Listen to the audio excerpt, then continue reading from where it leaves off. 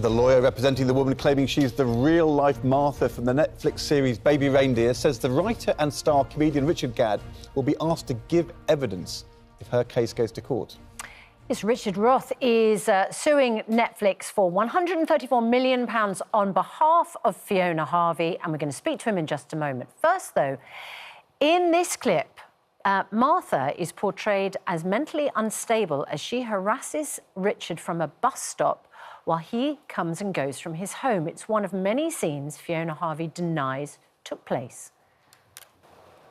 And Fiona Harvey's lawyer, Richard Roth, joins us now from New York. Good evening for you, and good morning here from the UK. Thank you for joining us. Just to, to start this in a very simple way, the programme Baby Reindeer starts on Netflix. The start of the show, each episode, with the phrase, "a true story."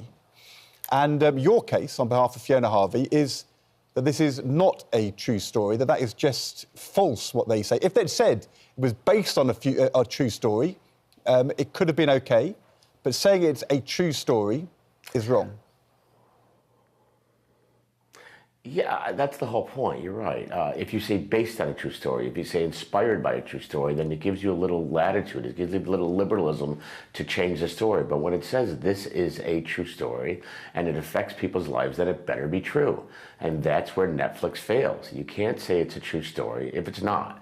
And especially when you're harming others. And in the United States, there's a good case for defamation, a good case for the invasion of the right to privacy, and Netflix just failed miserably in not protecting itself. And you can imagine Netflix, not a small organization, one of the largest streaming services in the country, one of the biggest companies in the world, really, it's reprehensible to say this is a true story when it really was not. Isn't this just like a simple, stupid error? I mean, wouldn't any lawyer advising Netflix have said to them immediately, what are you doing? You can't say it's a true story when it's not. I mean, are you surprised that they've made such a basic error? Or is this so new that they hadn't kind of thought of it in advance? So there's teams of lawyers in Netflix.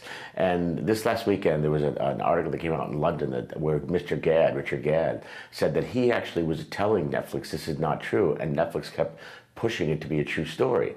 And you just can't do that. And so, yes, to your point, if Netflix believed that it was based on something, then that's what they should have said. And the most striking example of the falsity of it is the fact that in the story, sort of a spoiler alert if you haven't seen it yet for your audience, but the bottom line is that in one of the first episodes, it says she was convicted for 4.5 years as a stalker. That just didn't happen. The last episode, she pleads guilty 4 times to felonies for stalking. That never happened. Or to say someone's a convicted felon who was in jail for over 5 years when none of that ever happened, and we have documents attached to the complaint to prove that, is very troublesome, and it's problematic for Netflix. The thing is that it is a drama. It is a character called Martha, and there is no mention of your client's name in the drama. I don't think Netflix have even confirmed that your client is the person who the drama depicts. And in fact, they never use her name, and her name was never used publicly. Your client chose to sort of out herself and did a big interview, of course, with Piers Morgan, on his show. So is there not a defence from Netflix that, Fiona Harvey's name was never used, and that so these things are not about her at all? So the answer is no, it's not really a defense, and here's why. If you have it can be a true story, but you have to change her a bit. Make it a different nationality, make her look different. Don't make her Scottish. Don't make her go to the Holly Arms, the bar in which she went to. Don't use the same terminology with the tweets and the Facebook posts. And so what happened was, the reason why she came out was because she's a shattered person. She sits at home, she's nervous to go out, she's getting death threats from all over, and so she decided to come out and say to the world, listen, it's not true, please leave me alone. She didn't come out to say, it's me. aha, she came out to say, this is not true, please, I need people to respect my privacy. So the argument that she came out really doesn't work for Netflix, especially when they made it so easy to tie the facts to her. Let's not forget, we live in a communication world where I could literally Google on my computer some of the lingo, some of the language that was used on Twitter, and I will find Fiona Harvey. So for example, there's a reference to hang your curtains, the reference to Baby Reindeer. It takes a nanosecond to find out it's her. And so the fact that she came out is really not, Netflix may argue that, but she didn't come out as using it as a sword. She came out using it as a shield. She said, please, I'm the person, I really don't want to be bothered. Don't stand outside of my apartment. Don't hawk me. You know how the press is. Yeah. So it's really not a defense for Netflix in any way. Okay, she's accused, of course, if she's the woman who is in the drama, she's accused of harassing and stalking Richard Gadd, sending more than 41,000 emails, 744 tweets, 100 pages of letters, and 350 hours of voicemails. I mean, that is an extraordinary thing for him to endure by one individual. If it's the case, do you think that undermines her case? Well, that to my point. You're confirming my point. They better have they better have those hours of voicemails. They better have 41,000 messages. Think about that, 41,000 messages. The relationship was not that long of a relationship. So if they don't have the 41,000, I'm telling you, we don't have them, and I don't believe they have them, then that's where Netflix fails. Netflix has to say, fine, you say on the show there's 41,000 emails, let me see them. You say there's this many tweets, let me see them. You say there's this many hours of messages, let me see it. It's our position. They're going to have to come up with it because we have not seen anywhere near that amount. And Fiona stands by her statement that she made in front of Piers Morgan, which is nowhere near that amount. So yes, if there are those types of messages, it becomes a little more difficult, but still, you're calling her a convicted felon. Laura Ray, who was on the Piers Morgan show, said not only was she not a convicted felon, she didn't do anything that rose to a level of conviction. She wasn't even arrested.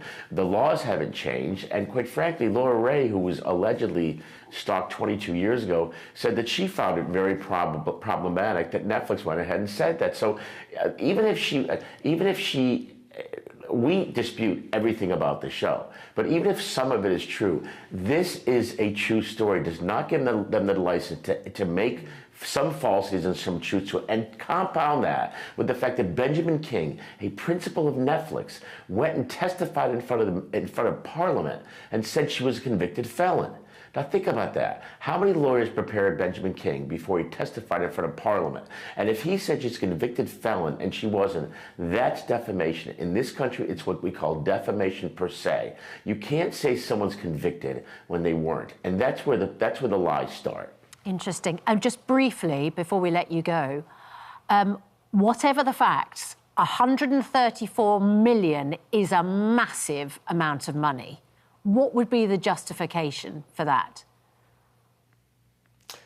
Great question. So it's based on some of the causes of action that we have, and the cases pending in Los Angeles are based on, Fiona is entitled to the profits from the show. If in fact we prevail on some of the theories, the profits from the show are in the hundreds of millions of dollars. This is online to be the most profitable, most watched show ever on Netflix. Think about that. Stranger Things, other shows that have been on Netflix, this is surpassing that. So the dollar amounts relate directly to the lost profits, and as well as the damages she suffered. This woman is literally in fear of her life every day. And so the damages do relate to the various theories relate to various elements of damages, and we're going to get the information. We're going to get from Netflix, find out what they're actually making. Let's not forget, Richard Gadd is right now on tour across the U.S. promoting his, quote, true story.